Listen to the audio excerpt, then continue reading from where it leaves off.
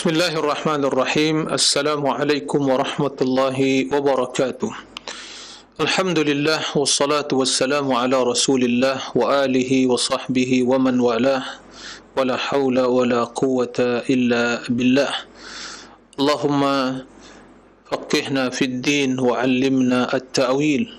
اللهم إنا نسألك علما نافعا ورزقا طيبا وعملا متقبلا اللهم أعنا على ذكرك وشكرك وحسن عبادتك اللهم أعنا على الصيام والقيام وتقبل منا صالح الأعمال يا رب العالمين أما بعد إخوة الإيمان kaum muslimin dan muslimat, para pemirsa dan juga para pendengar yang dimuliakan oleh Allah Azza wa Jalla, yang tentunya kita berharap di bulan yang penuh dengan keberkahan ini kita senantiasa mendapatkan pertolongan, kemudahan di dalam mengisi hari-hari dan waktu-waktu yang mulia di bulan yang penuh dengan keberkahan, yaitu bulan Ramadan.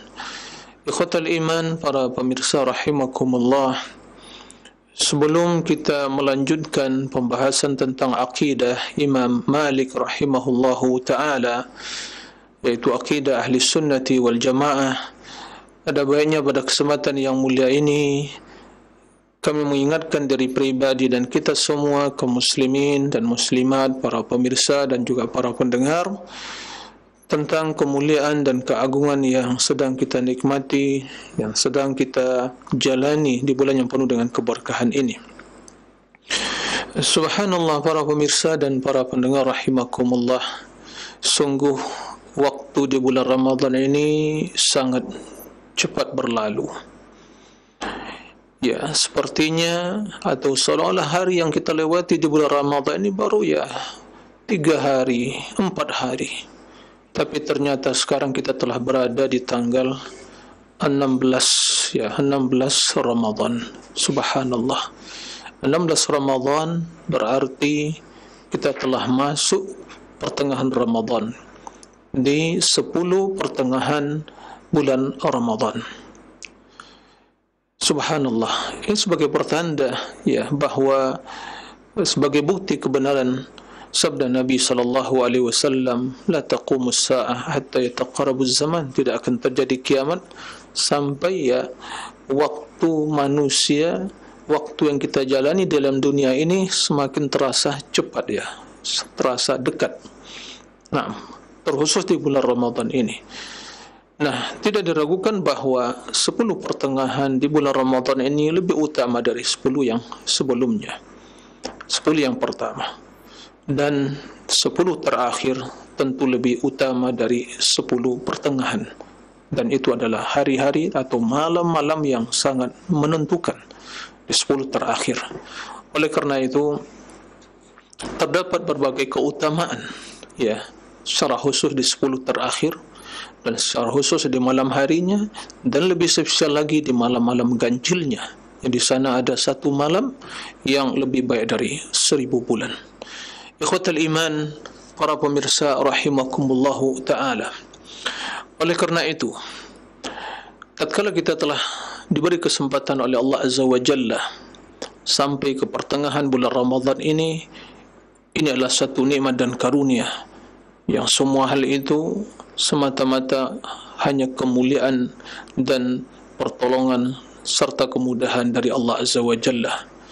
Apa yang telah kita lakukan? Akankah semangat kita semakin bertambah dan ketulusan di dalam beribadah semakin murni, dan semangat untuk melakukan ketaatan semakin meningkat, atau semangat kita semakin kendor, atau niat kita semakin ternodai, atau semangat kita semakin melemah? Ikhwatal iman, para pemirsa rahimakumullah, oleh karena itu merupakan di antara karunia dan nikmat Allah Azza wa Jalla yang mengetahui bahwa sifat dan karakter jiwa tatkala melakukan suatu amalan, maka dia akan merasakan letih, capek, bosan.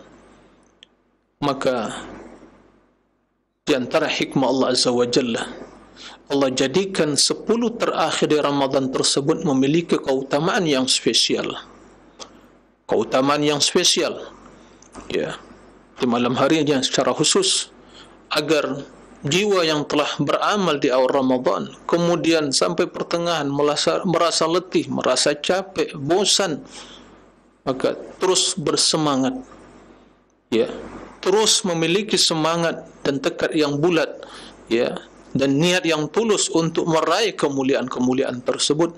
Dan ini merupakan salah satu dari nikmat Allah Azza wa Jalla dan karunia-Nya kepada kita semua, yang terus memotivasi kita hambanya untuk beramal, untuk bersungguh-sungguh, untuk memaksimalkan, ya, berbagai ketaatan dan kemuliaan atau kebaikan di bulan yang penuh berkah ini. Oleh karena itu, ma'asyiral muslimin, para pemirsa, para pendengar rahimakumullah, pada kesempatan yang mulia ini kami mengingatkan diri pribadi dan seluruh kaum muslimin, mari terus pertahankan keimanan kita, tingkatkan ketakwaan kita, dan terus bersemangat, ya, karena sesungguhnya yang menentukan adalah penutup dari amalan dan ketaatan kita. 10 terakhir yang akan kita hadapi tentu adalah hari-hari yang sangat spesial, terutama di malam harinya. Maka ada beberapa kiat atau tips yang harus kita lakukan agar kita senantiasa bersemangat, agar kita senantiasa meningkatkan dua hal dalam ibadah kita, kualitasnya dan kuantitasnya. Kualitasnya harus kita tingkatkan, yaitu dengan ketulusan beribadah kepada Allah Azza wa Jalla dalam setiap amal kebajikan. Dan yang kedua, untuk senantiasa meneladani Rasul sallallahu alaihi wasallam di dalam beribadah. Dengan dua hal ini, ketulusan niat dan semangat untuk meneladani Rasul sallallahu alaihi wasallam di dalam beribadah. Dan ini menuntut kita untuk mengetahui, mempelajari tuntunan beliau, petunjuk beliau, sunnah beliau, ya, di dalam bulan Ramadan dan secara khusus di 10 terakhir, ya, bagaimana semangat beliau dalam beribadah, bagaimana keadaan beliau, ya, di malam harinya, di hari-harinya. Maka itu kita pelajari dan kita ketahui agar kita semakin termotivasi, agar kita semakin bersemangat untuk meraih kemuliaan tersebut. Ini yang pertama, kualitasnya ditingkatkan. Nah, untuk juga mempertahankan kualitas dan semangat dalam beribadah, hendaklah kita senantiasa memohon pertolongan kepada Allah Azza wa Jalla, memohon kemudahan kepada Allah Azza wa Jalla. Sesungguhnya Allah lah yang mengkaruniakan kepada kita kemudahan dan pertolongan itu. Allah yang memudahkan bagi kita untuk bisa berpuasa. Allah yang memberikan kemudahan kepada kita untuk bisa salat tarawih, qiraatul Quran, mengkhatamkannya, dan berzikir kepada Allah Azza wa Jalla. Maka senantiasa memohon kepada Allah Azza wa Jalla. Jangan lupa di setiap penghujung salat kita mengucapkan doa yang diajarkan oleh Rasul sallallahu alaihi wasallam kepada Muadz bin Jabal radhiyallahu anhu. Wahai Muadz, fala tad'anna an taqula fi duburi kulli salatik Allahumma a'inni ala dzikrika wa syukrika wa husni ibadatik. Ya Allah, berikanlah pertolongan kepadaku untuk berzikir kepadamu, untuk mensyukuri nikmatmu, dan untuk melakukan ibadah yang berkualitas kepadamu. Begitu juga renungi firman Allah Subhanahu wa ta'ala yang selalu kita ucapkan dalam surat Al-Fatihah, Iyyaka na'budu wa iyyaka nasta'in. Ya Allah, hanya kepada Engkau kami beribadah, tulus hanya pada Engkau ya Allah kami beribadah. Tapi kami tidak akan mungkin bisa beribadah, melaksanakannya, kecuali dengan pertolongan-Mu ya Allah, wa iyyaka nasta'in. Begitu juga sabda Nabi alaihi salatu wassalam, wasiat untuk kita semua, ihris ala ma yanfa'uk wasta'in billah. Bersungguh-sungguhlah. Untuk apa? Melakukan semua yang mendatangkan kebaikan bagi dirimu, melakukan kebaikan, kebajikan, ketaatan. Kemudian jangan lupa memohon pertolongan kepada Allah Azza wa Jalla, wasta'in billah. Ini yang pertama. Yang kedua, ma'asyiral muslimin, para pemirsa dan para pendengar rahimakumullah, untuk kembali kita mengenal, mempelajari berbagai keutamaan-keutamaan yang terdapat di bulan Ramadan secara umum dan secara khusus di 10 terakhir. Bagaimana keutamaan tentang Lailatul Qadar, bagaimana Nabi alaihi salatu wassalam menghidupkan malam-malamnya dengan ibadah dan mengisi siang harinya dengan puasa, dengan berbagai ketaatan kepada Allah Azza wa Jalla. Maka bila kita mengetahui keutamaan-keutamaan tersebut, kita akan termotivasi, terdorong untuk melakukannya. Nabi SAW mengatakan, "Man qama lailatal qadri imanan wa ihtisaban ghufira lahu ma taqaddama min dhanbihi." Ya. Barang siapa yang mendirikan atau menghidupkan malam-malam Lailatul Qadar, yaitu di 10 terakhir, dengan penuh keimanan dan mengharapkan pahala di sisi Allah, maka akan diampuni dosanya. Oleh kerana itu, tatkala bagaimana Aisyah radhiyallahu anha ini menjelaskan kepada kita kesungguhan beliau untuk mendapatkan keutamaan yang dijanjikan oleh Allah Azza wa Jalla di malam tersebut. Beliau bertanya kepada Nabi sallallahu alaihi wasallam, "Ya Rasul, in ra'aitu lailatal qadar famadha aqulu?" Qala quli Allahumma innaka afuwun tuhibbul afwa fa'fu anni. Ya Rasul, seandainya aku menjumpai malam yang Lailatul Qadar, malam Lailatul Qadar, apa yang aku ucapkan? Itu doa apa yang harus aku ucapkan? Aku perbanyak ya Rasulullah. Rasulullah mewasiatkan kepadanya, ucapkanlah doa Allahumma innaka afuwun tuhibbul afwa fa'fu anni. Kemudian di antara hal yang akan terus menanamkan dalam diri kita semangat untuk terus beribadah, meningkatkan ketakwaan kepada Allah Azza wa Jal, adalah mengingat tentang pahala-pahala dan keutamaan yang Allah janjikan bagi orang-orang yang berpuasa, bagi orang-orang yang beribadah di bulan Ramadan. Kemudian di antara hal yang akan terus mendorong kita untuk bersemangat dalam beribadah di bulan yang penuh dengan keberkahan ini adalah ingat kepada kematian. Ingat kepada kematian. Kematian kapan saja akan datang, tidak menentukan waktu, tidak menentukan tempat. Apakah kita akan bisa berapa hari yang akan datang, 4 hari yang akan datang, bisa masuk pada 10 terakhir, wallahu a'lam.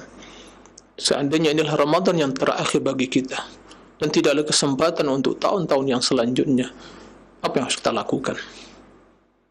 Oleh kerana itu, di antara hikmah kenapa Nabi alaihi salatu wassalam memerintahkan sahabat untuk solat seperti solat orang yang akan berpisah, di antara hikmahnya, kerana tatkala seorang solat dalam kondisi dia merenungi dan menghayati, menghadirkan dirinya adalah solat terakhir yang bisa dia lakukan, maka tentu dia akan melakukan yang terbaik, melakukan yang paling terbaik yang bisa dia lakukan dengan penuh kekhusyukan, menyempurnakan bacaan-bacaan dan rukun-rukun dan wajib-wajibnya, sehingga betul-betul solat yang terakhir disertai dengan harapan semoga solat itu diterima oleh Allah Azza wa Jalla. Begitu juga halnya tatkala kita berada di bulan Ramadan sekarang ini, dan umur, sampai kapan umur kita? Wallahu a'lam. Di mana ajal akan menjemput kita? Wallahu a'lam. Kapan waktunya? Wallahu a'lam. Semua itu ilmu ghaib yang hanya diketahui oleh Allah Azza wa Jalla.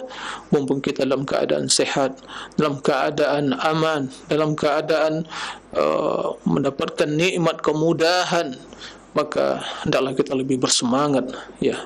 Seandainya malaikat maut mengabarkan bahawa berapa hari lagi kematian, ajal akan datang menghampirimu, dan kamu sekarang di bulan Ramadan, apa yang kita lakukan? Kita tidak akan keluar rumah, kita tidak akan melakukan kecuali hanya beribadah kepada Allah, berzikir kepada Allah Azza wa Jalla, mohon keampunan dosa-dosa yang begitu banyak kita lakukan.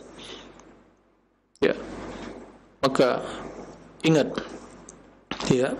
kematian, ingat alam kubur, alam barzakh, semua itu hanya akan bisa dilalui dan dilewati dengan amal saleh.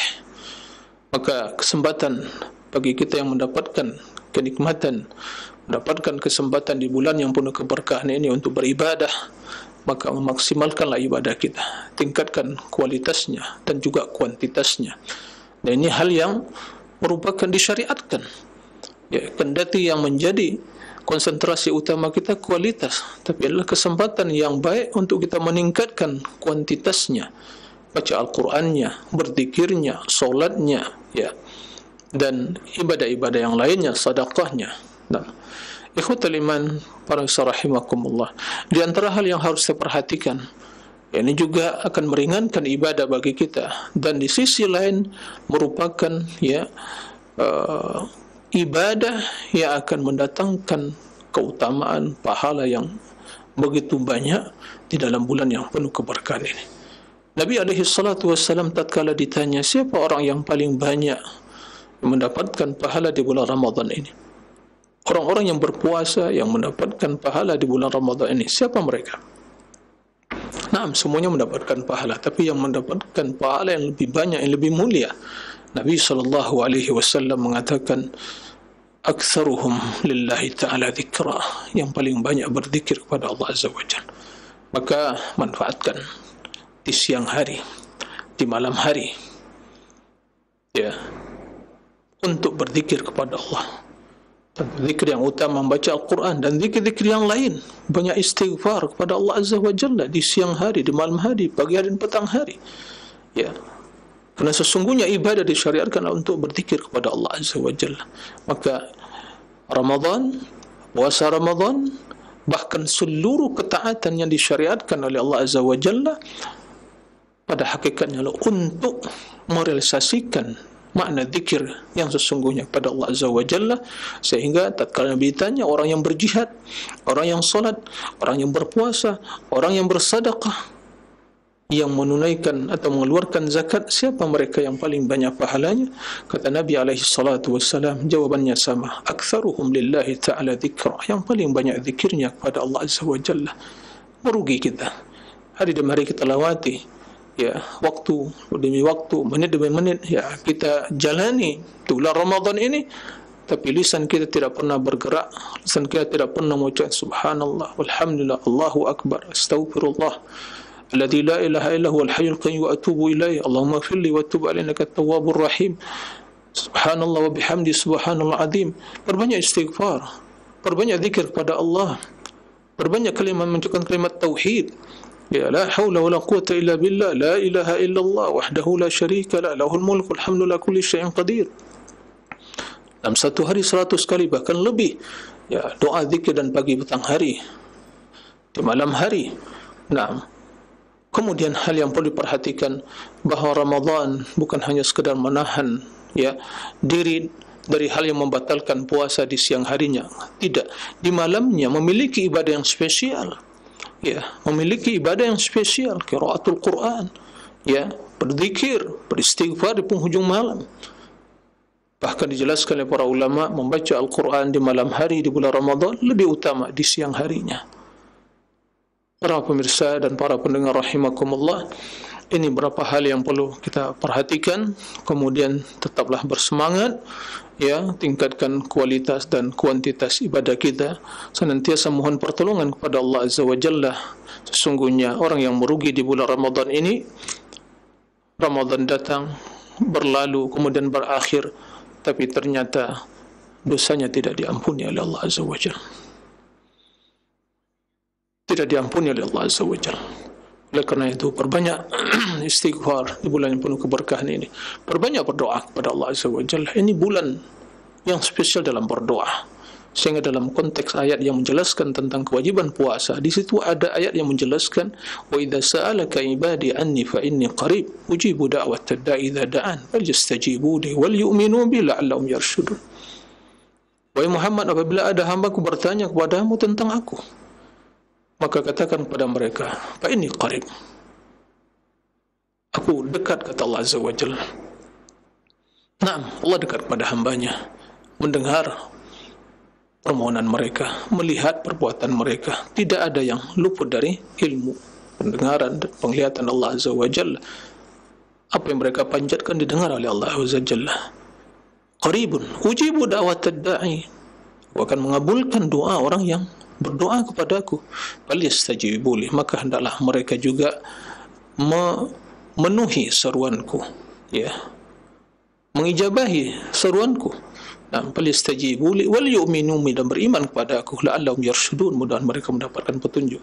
Kata para ulama, di antara hikmah kenapa Allah Subhanahu wa taala menyebutkan di antara ayat-ayat yang menjelaskan tentang puasa, ada ayat yang menjelaskan tentang atau berita yang menjelaskan bahwa Allah akan menerima doa yang orang-orang yang mengabulkan, Allah akan mengabulkan doa hamba yang berdoa kepadanya. Di antara hikmahnya agar kita termotivasi bahwa di bulan Ramadan ini, ya, di antara ibadah yang agung dan mulia adalah memperbanyak berdoa kepada Allah Azza wa Jalla, doa kebaikan dunia dan akhirat. Ya, maka jangan lupa banyak berdoa kepada Allah Azza wa Jalla, terutama memohon keampunan, ya, dan juga tentunya terus memperbaharui taubat kita kepada Allah Azza wa Jalla, taubatan nasuh. Semoga dengan demikian Allah memuliakan kita, menjadikan akhir dari amalan kita adalah yang terbaik, sehingga kita juga diberi kesempatan untuk bisa terus istiqamah, untuk terus bersemangat mengisi hari-hari dan waktu-waktu di siang dan malam harinya di bulan yang penuh keberkahan dengan ketaatan kepada Allah Azza wa Jalla. Allahumma amin. Itu yang kita harapkan. Nah, para pemirsa rahimakumullah, ya, itu seputar masalah, ya, sedikit tadzkir. Ya, mungkin itu adalah suara hati yang bisa disampaikan, mengingatkan yang berbicara dan kita semua, ya. Kemudian pada kesempatan yang mulia ini kita lanjutkan, ya, akidah Imam Malik dalam masalah, ya, sifat Allah Azza wa Jalla. Telah dijelaskan sebelumnya, ya, tentang bagaimana sifat al-istiwa, ya, Allah Subhanahu wa taala memiliki sifat al-istiwa. Kemudian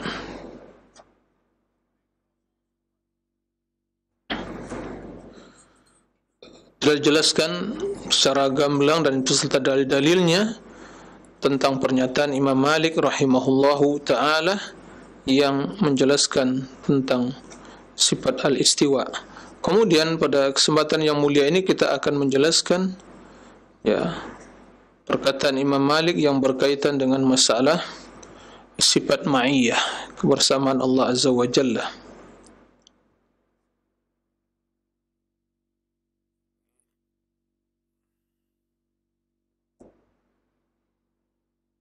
Nah, di antara sifat Allah Azza wa Jalla adalah al-ma'iyah, yaitu kebersamaan. Allah bersama hambanya. Apa maksud Allah Subhanahu wa ta'ala bersama hambanya?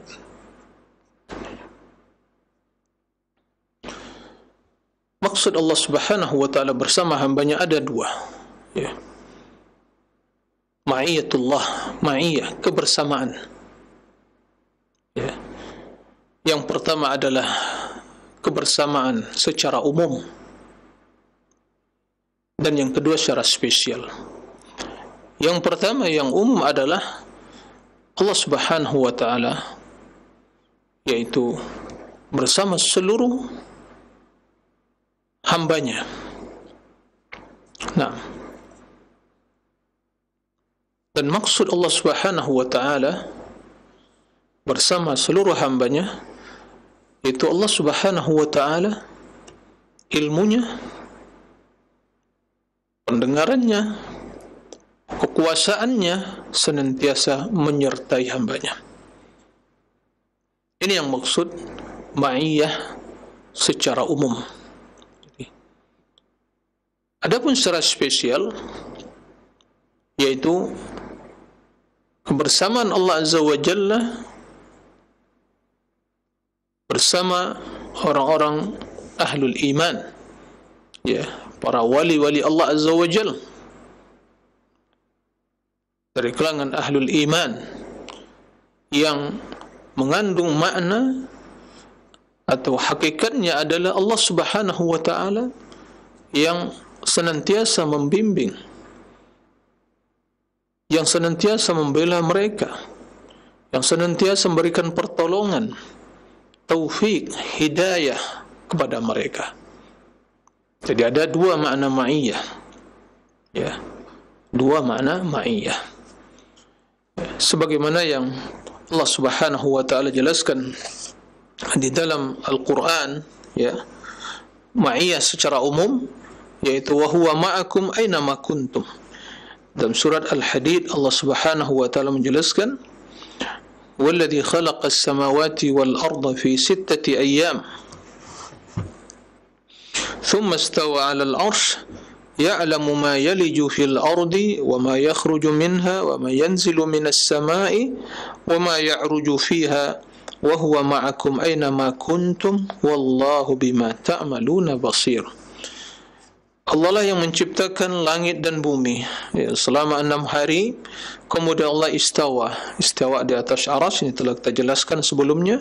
Ya'lamu ma yaliju fil ardi wa ma yakhruju minha. Allah mengetahui apa yang masuk ke perut bumi dan apa yang keluar dari perut bumi. Wa ma yanzilu minas sama'i ma'an wa ma yanzilu minas sama' wa ma ya'ruju minha, dan apa yang turun dari langit dan juga yang naik ke langit. Wa huwa ma'akum aina ma kuntum wallahu bima ta'maluna basir. Dan Allah Subhanahu wa taala ya bersama kalian di mana saja kalian berada. Wallahu bima ta'maluna basir, dan Allah mengetahui atau melihat apa yang kalian lakukan. Ini ma'iyah yang bermakna secara umum. Artinya Allah Subhanahu wa taala bersama hambanya, yaitu keilmuannya, pendengarannya, dan juga penglihatannya. Tidak ada yang luput dari ilmu Allah Azza wa Jalla, dan tidak ada yang juga luput dari penglihatan dan pendengaran Allah Azza wa Jalla. Makanya Allah Subhanahu wa taala ya di awal ayat menjelaskan ya'lamu ma yaliju fil ardi wa ma yakhruju minha, mengetahui apa yang masuk ke perut bumi dan apa yang keluar dari perut bumi. Kemudian di penghujung ayat ditutup dengan salah satu dari nama Allah, itu Al-Basir, wa huwallahu wallahu bima ta'maluna basir. Allah ya basir, yaitu melihat apa yang kalian kerjakan. Nah, hal ini menjelaskan pada kita bahwa yang dimaksud ma'iyah di sini huwa ma'akum aina ma kuntum adalah ilmu Allah dan penglihatan Allah Azza wa Jalla. Jadi kita memahami ayat tersebut tidak bisa hanya memahami dengan satu potong ya dari ayat tersebut, tapi harus dipahami dengan melihat apa yakni awal dari ayatnya dan juga penutup dari ayatnya. Maka ini menjelaskan kepada kita maksud ma'iyah di sini adalah ma'iyah ilmu Allah dan juga penglihatan Allah Azza wa Jalla. Ya, bukan zat Allah Azza wa Jalla sebagaimana dipahami oleh orang-orang wahdatul wujud. Ya, sekte wahdatul wujud, mereka berdalil dengan ayat ini, wa ma'akum. Lalu mereka meyakini Allah menyatu dengan makhluknya. Subhanallah. Ada kufrun, ini merupakan kekufuran, meyakini bahawa Allah menyatu dengan makhluknya. Ini adalah bentuk dari keyakinan yang kufur. Akidah ahli sunnah wal jamaah, Allah sang pencipta, manusia, makhluk, maka di antara keduanya yaitu tidak akan mungkin menyatu. Allah tidak akan berada dalam makhluk dan makhluk tidak akan berada dalam zat Allah Azza wa Jalla, karena itu sesuatu yang terpisah. Allah Maha Tinggi zatnya dan makhluk tentu rendah, dan mereka ada di permukaan bumi ini. Maka akidah ahli sunnah wal jamaah, Allah sebagai Rabbul Alamin, yang konsekuensinya meyakini Allah ya zat Allah terpisah dengan makhluknya, tidak akan mungkin menyatu. Ya, tidak akan mungkin Allah menyatu dengan makhluknya. Adapun yang memahami ayat tersebut bahwa kebersamaan itu adalah menyatu zatnya, ini tentu hal yang keliru, bahkan keyakinan yang kufur, keliru ya secara agama, keyakinan, dan juga secara bahasa. Sering kita mendengar ya seorang mengatakan, saya berjalan bersama si fulan. Apakah zat kita atau diri kita masuk ke dalam diri si fulan? Seseorang tidak. Saya berjalan bersama matahari, saya berjalan bersama bulan. Kita berjalan ya Matahari bersama kita, menemani kita, tapi matahari tidak masuk ke dalam tubuh kita. Begitu juga saya berjalan bersama bulan, bulan menerangi perjalanan kita. Bulan tidak masuk ke dalam tubuh kita. Jadi ayat yang menjelaskan wa huwa ma'akum aina ma kuntum, ini menjelaskan ma'iyah yang pertama, yaitu ma'iyah ammah, yang umum. Adapun ma'iyah yang kedua, yang khusus, yang spesial. Nah, ini bagi orang-orang yang beriman. Yang tadi yang umum mencakup orang beriman, yang tidak beriman. Adapun yang spesial yaitu adalah ma'iyah yang bermakna bimbingan, pertolongan, yaitu taufik min Allah Azza wa Jalla. Allah membimbing mereka untuk beriman, untuk bertakwa, untuk menggapai, terus naik tangga demi tangga sampai pada derajat puncak ihsan. Ini semua adalah taufik dari Allah Azza wa Jalla. Sebagaimana kita di bulan Ramadan mendapatkan kemudahan untuk beribadah, untuk berpuasa, untuk qiyamul lail, qiraatul Quran, ini semua adalah bentuk dari ma'iyatu khassah, yaitu ma'iyah yang spesial yang Allah berikan kepada hamba-hamba Allah yang beriman. Dan inilah dalam banyak ayat Allah Subhanahu wa taala menjelaskan, innallaha ma'al ladzina taqaw wal ladzina hum muhsinun. Sesungguhnya Allah bersama orang-orang yang bertakwa dan orang-orang yang berbuat baik. Nah, bersama orang-orang yang bertakwa. Innallaha ma'as sabirin, Allah bersama orang yang sabar. Nah, dan dalam banyak ayat yang menjelaskan kebersamaan Allah dengan orang-orang yang beriman, ahlut taqwa. Ini namanya ma'iyah khasah, ma'iyah yang khusus, kebersamaan yang khusus. Nah, tentunya konsekuensinya Allah akan menolong, Allah akan membela, Allah akan menjaga, Allah akan memberikan taufik, pertolongan, kemudahan di dalam melaksanakan ibadah, bahkan akan membimbing mereka untuk menggapai nikmat-nikmat hidayah yang begitu banyak tingkatannya. Nah, oleh karena itu kita meyakini, ahli sunnah meyakini bahwa Allah Subhanahu wa taala memiliki sifat ma'iyah, dan ma'iyatullah Azza wa Jalla ada dua, yaitu secara umum dan juga yang secara spesial, yaitu bagi orang-orang yang beriman. Nah, Imam Malik rahimahullahu taala, salah seorang ulama ahli sunnati wal jamaah, beliau tentu akidahnya sebagaimana diyakini oleh ahli sunnati wal jamaah. Dalam hal ini beliau memahami dan menjelaskan bahwa yang dimaksud ma'iyah Allah Azza wa Jalla yang spesial itu adalah ilmu Allah. Ilmu Allah ada di mana-mana bersama makhluknya. Nah, bukan zatnya. Nah, diriwayatkan dari Abdullah bin Nafi' qala kana Malik bin Anas rahimahullahu yaqul Allah Azza wa Jalla fi as-sama'i wa ilmuhu fi kulli makan la yakhlu minhu shay'. Wa tala hadhihi al-ayah ma yakunu min najwa ثلاثة إلا هو رابعهم ولا خمسة إلا هو سادسهم ولا أدنى من ذلك ولا أكثر إلا هو معهم أينما كانوا ثم ينبئهم بما عملوا يوم القيامة إن الله بكل شيء عليم. Nah, dalam surat Al-Mujadilah. Jadi sebutkan oleh Allah Azza wa Jalla, kata Imam Malik, Allah fis sama. Allah itu di mana Allah? Fis sama, tinggi, di atas seluruh makhluknya. Sama di sini ulu, berada pada ketinggian, yaitu sifat Allah yang telah kita jelaskan sebelumnya. Dalam sifat istiwa, zat Allah maha tinggi, bukan berada di mana-mana. Nah, tapi ilmunya ada di mana-mana, fi kulli makan. Wa ilmuhu fi kulli makan, ilmunya ada di mana-mana. Karena tidak satu pun yang luput dari ilmu Allah Azza wa Jalla. Rabbana wasi'ta kulla syai'in rahmatan wa ilma. Ya Allah, bahawa rahmatmu dan ilmumu meliputi, wasi', meliputi, mencakup segala sesuatu.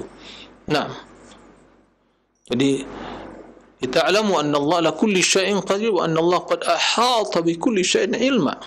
Agar kalian mengetahui Allah Maha Kuasa dan Allah bahwa ilmu Allah meliputi segala sesuatu. Jadi ilmu Allah Azza wa Jalla berada ada di mana-mana. Tapi zat Allah Maha tinggi. Ya, Allah Maha tinggi di atas arasy. La yakhlu minhu syai', yaitu ilmu Allah tidak pernah luput atau kosong dari sesuatu. Jadi di mana saja kita, maka Allah akan mengetahui kondisi dan keadaan kita. Tidak ada yang luput dari ilmu Allah Azza wa Jalla. Kemudian Imam Malik membaca ayat ini, yaitu ma yakunu min najwa thalathatin. Tidak ada orang-orang yang berbicara secara sembunyi-sembunyi, mereka itu dengan jumlah mereka 3 orang, illa huwa rabi'uhum, kecuali Allah yang keempatnya. Allah mengetahui. Bukan Allah ada di samping mereka yang keempatnya, tidak, bukan itu maksudnya. Wala khamsatin la wasadisum, tidak pula 5 orang yang berkumpul berbicara, berbisik-bisik, kemudian berbicara secara sembunyi-sembunyi, kecuali Allah yang keenamnya, yaitu bersama mereka. Allah mengetahui. Wala adna min dzalika wala aktsar. Tidak juga yang lebih banyak dan lebih sedikit dan lebih banyak dari jumlah yang disebutkan, kecuali Allah bersama mereka. Naam, illa huwa ma'ahum aina ma kanu, kecuali Allah bersama mereka di mana saja mereka berada. Thumma yunabbi'uhum bima amilu yaumal qiyamah, kemudian Allah akan mengabarkan kepada mereka tentang amalan mereka pada hari kiamat. Wallahu innallaha ala kulli syai'in wa bi kulli syai'in alim. Sungguhnya Allah mengetahui segala sesuatu. Lihat bagaimana Allah menutup ayat tersebut dengan ilmu. Yang sebelumnya juga Allah menyebutkan bahwa tidaklah mereka dalam kondisi 3 orang, kemudian 4 orang, 5 orang, 6 orang, kecuali Allah bersama mereka. Kemudian Allah menutup dengan ayat innallaha bikulli syai'in alim, menjelaskan kepada kita bahawa maksud dari kebersamaan Allah di dalam ayat tersebut adalah ilmunya. Inilah yang maksud oleh Imam Malik rahimahullah, wa ilmuhu fi kulli makanin la yakhlu minhu syai'un. Ilmunya ada di mana-mana, tidak ada yang kosong dari ilmu Allah, yang tidak ada yang luput dari ilmu Allah Azza wa Jalla. وقال القاضي إياد قال غير واحد. Qadhi Iyad menjelaskan, telah jelaskan oleh banyak ulama bahwa, atau lebih dari 1 orang, bahwa sami'tu Malikan yaqul, saya mendengar Malik mengatakan, Allahu fis sama' wa ilmuhu fi kulli makan. Allah berada di ketinggian, yaitu di atas arasy. Kemudian wa ilmuhu fi kulli makan, dan ilmunya berada di mana-mana. Jadi sifat Allah itu ilmunya meliputi segala sesuatu. Tidak ada yang luput dari Allah Azza wa Jalla. Nah,